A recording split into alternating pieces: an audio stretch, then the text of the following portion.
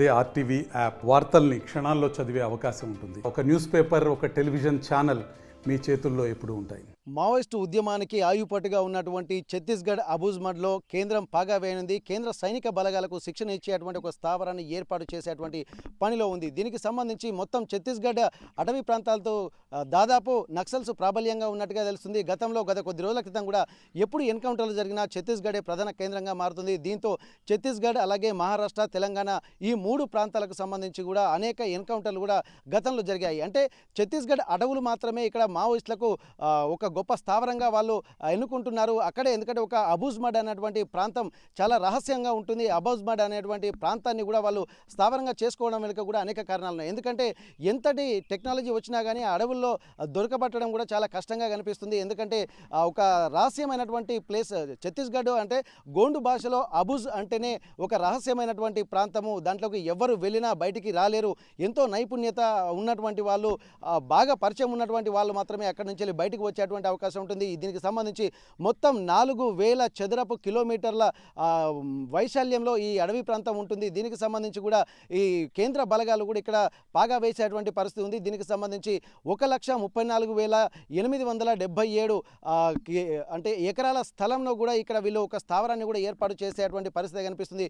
ఎందుకంటే తను ముఖ్యంగా స్థావరాన్ని ఏర్పాటు చేసుకోవడానికి ప్రధాన కారణం కూడా ఒకవేళ నక్సల్స్ కదలికలు కానీ ఏమైనా ప్రాబల్యం ఉన్నా కానీ పోలీసులను కానీ సైన్యాన్ని కానీ వెంటనే అక్కడ మోహరించడానికి కూడా అనేక సమయం పడుతుంది, చాలా సమయం పడుతుంది. కాబట్టి దీనివల్ల వాళ్ళు సమాచారం తెలుసుకున్నటువంటి లోపే నక్సలైట్స్ అక్కడి నుంచి వెళ్ళిపోయేటువంటి పరిస్థితులు ఉంటాయి. కాబట్టి అనేక సమావేశాలు కూడా ఈ ప్రాంతంలోనే జరుగుతున్నాయి.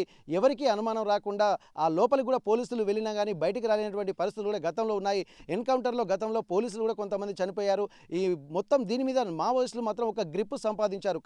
కాబట్టి ఈ ఛత్తీస్గఢ్, మహారాష్ట్ర అలాగే తెలంగాణకు సంబంధించినటువంటి నక్సల్స్ కార్యకలాపాలకు అది కేంద్రంగా మారుతుంది. కాబట్టి కేంద్ర స్థావరంగా కూడా ఛత్తీస్గఢ్ని అభివర్ణించేటువంటి పరిస్థితి. ముఖ్యంగా అబూజ్మడ్ అటవీ ప్రాంతాల్లోనే గతంలో కూడా ఎంత జల్లెడ పడినా కానీ చుట్టుపక్కల పరిసర ప్రాంతాల్లోనే ఎన్కౌంటర్లు జరుగుతున్నటువంటి విషయాన్ని కూడా మనం గతంలో తెలిసింది. దీనికి సంబంధించి కేంద్రం కూడా ఒక కొత్త వ్యూహాత్మకంగా ముందుకు వెళ్ళబోతుంది. ఎక్కువ స్థాయిలో అంటే సైన్యానికి సంబంధించినటువంటి శిక్షణ అలాగే నక్సల్స్ ఏరివేతతో పాటు ఏమన్నా దేశ భద్రతకు సంబంధించినటువంటి శిక్షణను కూడా పోలీసులకు అలాగే సైన్యానికి ఇచ్చేటువంటి పరిస్థితి. మొత్తం 1,34,778 ఎకరాల స్థలం అంటే మామూలు విషయం కాదు. అంటే ఒక పెద్ద వ్యూహాత్మకంగానే కేంద్రం ముందుకు వెళ్తుంది. అసలు నక్సల్స్ ఏరివేతనే దీని లక్ష్యమా లేకపోతే ఇంకా వేరే ఏమైనా లక్ష్యాలు ఏమైనా ఉన్నాయన్నటువంటి ఆలోచనలు కూడా చేయాల్సినటువంటి పరిస్థితి ప్రస్తుతానికి కనిపిస్తుంది. ఎందుకంటే అనేక సమస్యలు కూడా ఈ ప్రాంతాల్లో ఉన్నాయి. గత కొద్ది రోజులుగా జరుగుతున్నటువంటి ఎన్కౌంటర్లకు సంబంధించి కూడా అనేక కోణాలు వాళ్ళు పరిశీలించినట్టుగా తెలుస్తుంది. దీనికి సంబంధించి నారాయణపూర్కు సంబంధించినటువంటి అంటే ఇది దాదాపు కేంద్ర కమిటీకి కేంద్ర సర్కార్ కూడా ఇది ఒక సమస్యాత్మకంగా మారడము అలాగే ఛత్తీస్గఢ్ నుండే ఆ ప్రాంతంలోనే ప్రభుత్వానికి సమాంతరంగా వ్యవస్థను నడిపించడానికి కూడా తీవ్రంగా పరిగణించాల్సి ఉంది. ముఖ్యంగా నారాయణపూర్ జిల్లా ఓర్సా మండలం సోన్పూర్ గర్భ అటవీ ప్రాంతాల్లోనే ఈ అభ్యాస కేంద్రం ఏర్పాటు చేస్తుంది. దీంతో మావోయిస్టు ఉద్యమంపై మరింత ఒత్తిడి పెరిగేటువంటి అవకాశం అయితే స్పష్టంగా కనిపిస్తుంది. దీనికి ఆ సమస్యలకు ఉన్నటువంటి ప్రాంతాల్లో ముఖ్యంగా 4,000 చదరపు కిలోమీటర్ల హెక్టార్ల విస్తీర్ణం ఉన్నటువంటి ఈ ప్రాంతంలో కూడా ముఖ్యంగా 1,34,778 ఎకరాల స్థలాన్ని సేకరించాలని చెప్పి నారాయణపూర్ జిల్లా కలెక్టర్ కూడా కేంద్ర ప్రభుత్వం ఆదేశించింది.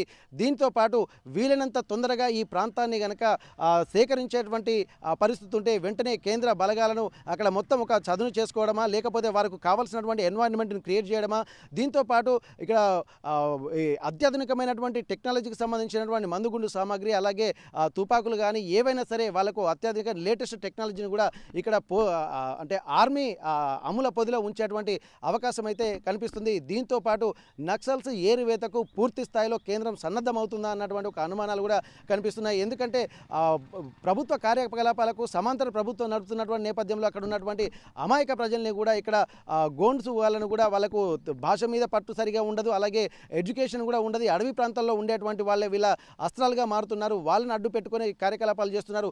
ఏమీ తెలియనటువంటి అమాయకుల్ని కూడా వీళ్ళు అందులోకి లాగి రిక్రూట్ చేసుకుంటున్నటువంటి పరిస్థితి కనిపిస్తుంది. ఎందుకంటే భవిష్యత్తు గురించి వాళ్ళకు తెలియకుండా కేవలం ఆటవిక పరిసర ప్రాంతాల్లోనే వాళ్ళు ఉంటారు కాబట్టి వీటన్నిటిని దృష్టిలో పెట్టుకొని వారికి ముఖ్యంగా ఈ ఎడ్యుకేషన్గా మారుతున్నటువంటి తరుణంలో అందరూ ఎడ్యుకేషన్ వైపు వెళ్తున్నటువంటి సమయంలో కేవలం ఇక్కడ ఛత్తీస్గఢ్లో ఉన్నటువంటి వాళ్ళు మాత్రమే ఒక నక్సల్స్కు రిక్రూటర్లుగా మారుతున్నారు, ఏజెంట్లుగా మారుతున్నారు.